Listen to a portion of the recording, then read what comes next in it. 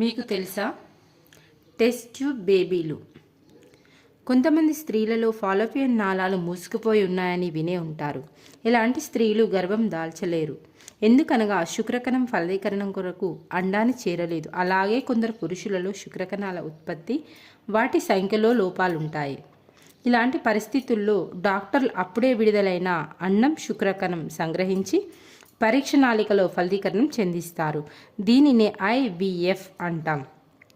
శరీరం బయట ఫలదీకరణ చెందిన సంయుక్త బీజాన్ని 1 వారం రోజుల వరకు ప్రయోగశాలలో అభివృద్ధి చేసి తర్వాత దానిని తల్లి గర్భాశయంలో ప్రవేశపెడతారు.